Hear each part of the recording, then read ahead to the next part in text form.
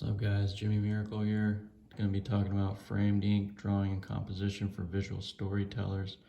Marcos Mateu-Mestre. This book is major. If you're an art student and you haven't studied this book and you want to improve your composition skills, I suggest picking it up and spending 30 minutes a day for a couple months. You could really analyze and dissect this book. Let's open it up, see what's inside of it.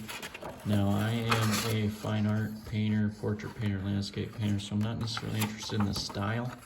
But one thing that I'm learning, the older I get and the more I am studying, just trying to get a grasp on the fundamentals, because I teach art as well to students, and I'm trying to find the best way to communicate ideas, is that people who work in film, guys like this, animation, set design, entertainment design, even game design, character designers, these guys know composition, they know the visual elements and principles, and they may not be museum worthy in the sense of making fine art that's going to end up in the Louvre or the Met Museum or the MoMA, but they know the fundamentals and they know them very solidly because they draw 10 to 12 hours a day as storyboard artists, as animators, as character designers.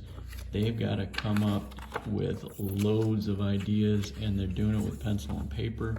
Nowadays, digital mouse pad or a Cintiq with the stylus, but a lot of these guys started out with loads and loads of sketchbooks, and these, I think this page sequence through this middle area is super important.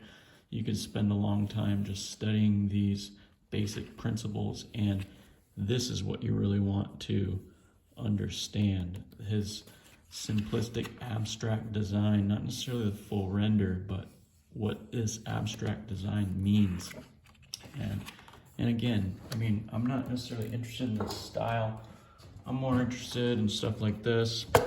This is a Rembrandt etching, and this is a very small, amazing one. Rembrandt was a Baroque artist in the 17th century, and I'm more interested in figurative work like that, realism, and beautiful composition. This is a quick sketch I did of an interior, kind of the style of Voyard, Bonnard symbolism, and this was a painting I did and was honestly studying and composing a simple scene in my everyday apartment. But let's get back to this book. Just wanted to give you a background on kind of like what I'm after here. I'm trying to figure out these abstractions, and I think any art student could learn a ton from this guy. He's major. He's got the fundamentals firmly planted in the back of his mind, and he's kind of flipping through them, using them, dicing them, twisting them, and expressing his story, the emotion that he's trying to communicate through the film that he's working on, and is communicating the emotional psychology of the director. That's his job as a set designer, as a storyboard artist, as an animator. You're trying to communicate the emotion most clearly and effectively. So these abstractions are basically summing up all this complex rendering and realism. It's some squares that are creating a jumping dynamic angle, dynamic diagonal in that one, for instance. These are great to study because you got to start thinking like this as a designer. Before you really get into the complex stuff up here, you need to be thinking. We're very simple in terms of what the shapes are communicating on an abstract level. Flipping through this. Graphic novel. He's written graphic novels.